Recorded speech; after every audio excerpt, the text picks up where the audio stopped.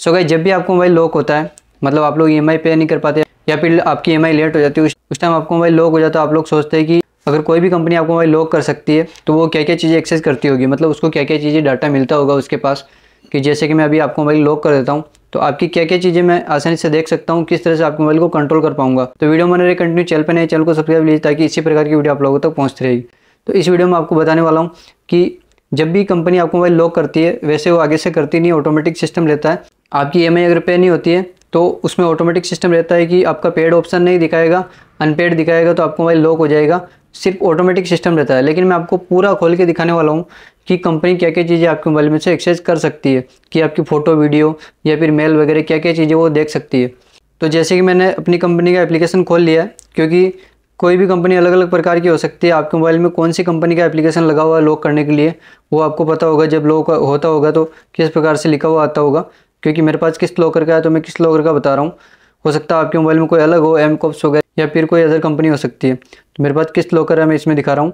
तो यहाँ पे कस्टमर लिस्ट में मैं जाता हूँ कि क्या क्या चीज़ें मैं कंट्रोल कर सकता हूँ अभी प्रेजेंट टाइम में। तो यहाँ पे आप लोग देखिए, जैसे एक कस्टमर का मैं यहाँ पे खोल लेता हूँ। खोलने के बाद यहाँ पे देखिए, सबसे पहले तो यहाँ पे देखिए कस्टमर की सारी डिटेल यहाँ पे, जिसके थ्रू जैसे उसका नंबर मिल जाएगा, उसका नाम मिल जाएगा, कौन सी डेट को जो है उसने अपना मोबाइल फाइनेंस करवाया था, कितनी बजे करवाया था, जो कि यहाँ पे आपको दिख रहा होगा। उसके नीचे यहाँ पे IMEI नंबर मिल जाएगा, सेकंड सिम का IMEI नंबर मिल जाएगा। ठीक है, नीचे यहाँ पे देखिए ऑफलाइन कोड मिल जाएगा, मतलब अगर कस्टमर को ये वाला कोड मिल जाता तो अपने मोबाइल को आसानी से अनलॉक कर सकता है। उसके नीचे कस्टमर का जो दूसरा सिम रहता है, अल्टरनेट नंबर, उसका नंबर यहाँ पे मिलेगा। और उससे ऊपर जो दिख रहा नंबर वो मेन नंबर रहेगा, जिस पे एक मैसेज डालते ही उसका मोबाइल लॉक भी हो सकता है और अनलॉक भी हो सकता है। उसका लोकेशन भी मिल जाता है, मतलब अगर वो ऑनलाइन नहीं है, ऑफलाइन में अगर हम लोग यहाँ से मैसेज सेंड करते हैं उसका लोकेशन और उसका कौन सा सिम नंबर अभी उसमें है, और मोबाइल लॉक अनलॉक भी हो जाता है। तो चलिए कमांड पे मैं चलता हूँ। कमांड पे आने के बाद यहाँ पे देखिए सबसे ऊपर उसका आधार पैन कार्ड मिल जाएगा। उसके नीचे EMI अलर्ट, मैं यहाँ से एक क्लिक करके उसको EMI अलर्ट दे सकता हूँ कि आपकी EMI ये है और आपको इतनी तारीख को EMI पे करनी है।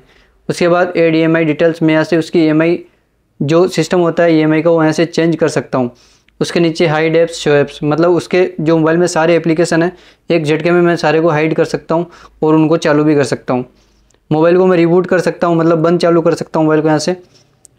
और उसके साथ सिम डिटेल, मैं उसमें अभी मोबाइल में कौन सी सिम लगी हुई है वो भी मैं ऐसे चेक कर सकता हूँ। जैसे कि कस्टमर क्या करता है, बहुत सी बार अपने नाम पे फ़ोन फाइनेंस करवा लेता है और दूसरी जगह जाकर के किसी और को भेज देता है। तो ऐसी कंडीशन में पता है कि आजकल जो एजेंट होते हैं सारे बहुत होशियार है। सिम डिटेल से यहाँ से पता चल जाता है कि अभी सिम किसकी लगी हुई है, तो एजेंट डायरेक्ट उससे बात करता है, मोबाइल उससे रिकवर कर लेता है। उसके बाद जो जाने जो किस्त जिसके नाम पे हुई है, जिसके नाम पे EMI हुआ है, वो डायरेक्ट जा करके एजेंट से मिल लेता है, जिससे कि उसका सारा पेमेंट हो जाता है, या तो पेमेंट सेटल करवा लेता है या फिर जो है उसकी सारी किस्तें जो है भर देता है। उसके नीचे आपको मिलेगा रीसेट पासवर्ड, रिमूव पासवर्ड।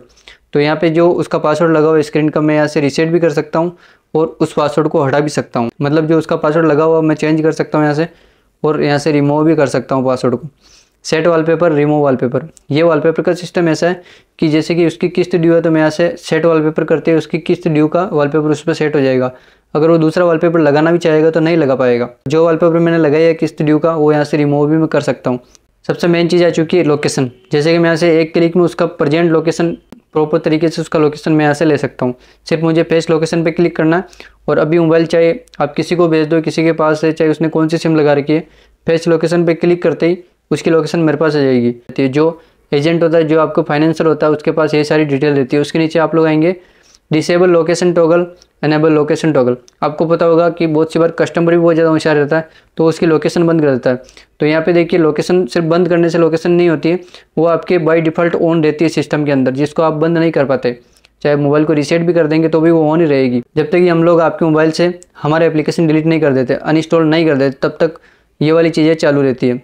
उसके नीचे आएगा डिसेबल की फीचर, अनेबल की फीचर। बहुत सी बार क्या होता है आपको पता होगा कि की फीचर अगर अनेबल रहता है सारा, तो आप ना तो किसी को कुछ सेंड कर सकते हैं ना उससे ले सकते हैं। बहुत सारी चीज़ें बंद रहती है, जैसे कि आप क्रोम से कुछ डाउनलोड करना चाहें तो वो भी नहीं होता है।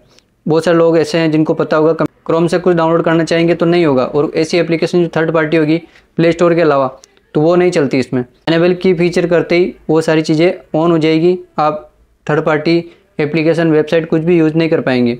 उसके नीचे आपको मिलेगा disable network connectivity, enable network connectivity. जैसे बहुत सी बार क्या होता है कि कस्टमर किस्त पे करने में नाटक करता है, तो हम लोग यहाँ से उसका इंटरनेट ऑफ कर देंगे वाईफाई भी ऑफ कर सकते हैं। जो नेट यूज करता है वो यहाँ से नहीं कर पाएगा, चाहे कोई सी सिम लगा ले वो। तो जब तक हम लोग यहाँ से एनेबल नहीं करेंगे तब तक वो इंटरनेट यूज़ नहीं कर पाएगा। उसके नीचे मिलेगा disable wifi and aeroplane, enable wifi and aeroplane. तो यहाँ पे देखिए, जैसे मैं डिसेबल वाईफाई और एरोप्लेन मोड ऑन कर देता हूँ, वाईफाई भी आपका डिसेबल हो जाएगा और जो आपका एरोप्लेन मोड है वो भी चालू हो जाएगा। और उसके बाद एनेबल वाईफाई और एयरप्लेन मोड वो मैं दोनों एक साथ यहाँ से ऑन भी कर सकता हूँ। सबसे मेन फीचर इसके अंदर है कि कस्टमर अगर अपने मोबाइल को रीसेट कर लेता है, ठीक है, जैसे कि वो चाहता है कि उसका जो हमने यहाँ पे लॉक लगाया वो हटा ले, तो ऐसा तो वैसे होता नहीं है। लेकिन वो अगर बहुत सी बार क्या करता है कि मोबाइल को रीसेट करके उड़ाने की कोशिश करता है सिस्टम में से, जो एप्लीकेशन हमने डाला उसको हटाने की कोशिश करता है। तो यहाँ से देखिए 12 घंटे बाद हम लोग रीसेट कर सकते हैं उसको, और 24 घंटे बाद भी कर सकते हैं। मतलब हर 12 घंटे में रीसेट कर सकते हैं, हर 24 घंटे में रीसेट कर सकते हैं। तो ऐसी कंडीशन में बहुत सोच समझ के आपको मोबाइल को रीसेट करना चाहिए। अगर आप लोग ऐसा करते हैं तो हर 2 घंटे में ऑटोमेटिक रीसेट होना शुरू हो जाता है। ये 12 घंटे 24 घंटे तो बहुत दूर की बात है, हर 2 घंटे मोबाइल रीसेट होना शुरू हो जाता है। उसके नीचे लॉक डिवाइस, अनलॉक डिवाइस, अगर मैं लॉक डिवाइस पे क्लिक करता हूँ तो आपको mobile hand to hand lock हो जाएगा कुछ ही सेकंड के अंदर, और अनलॉक पे क्लिक करूँगा तो कुछ ही सेकंड में वापस अनलॉक भी हो जाता है। और उसके नीचे ऑप्शन मिलेगा अनइंस्टॉल। जब तक मैं यहाँ से अनइंस्टॉल नहीं कर देता इस एप्लीकेशन को आपके मोबाइल में से, आपके डिवाइस में से, तब तक ये सारी चीज़ें मेरे कंट्रोल में रहेगी। तो ये सारी चीज़ें हम लोग यहाँ से कंट्रोल कर पाते हैं। किसी प्रकार का वीडियो फोटो हम नहीं देख पाते हैं, ये अपने दिमाग में से गलतफहमी आपको निकाल देनी है। किसी प्रकार का डाटा हमें यहाँ पे नहीं दिखता सिवाय लोकेशन के और मोबाइल नंबर के। जो मोबाइल नंबर वो सिम लगा होगा उसका, अदरवाइज जो सिम के अंदर नंबर सेव है, कुछ भी सेव है, वो हमें यहाँ पे नहीं दिखता। सिर्फ हम लोग यही चीज़ें देख पाते हैं। सो ओवरऑल आपको समझ में आ गया होगा कि एक फाइनेंसर के पास आपकी जो डिटेल होती है किस प्रकार से कंट्रोल में आपको मोबाइल रहता है, जब तक कि आप सारी EMI पे नहीं कर देते। मिलते हैं कोई किसी वीडियो में, तब तक के लिए जय हिंद जय भारत।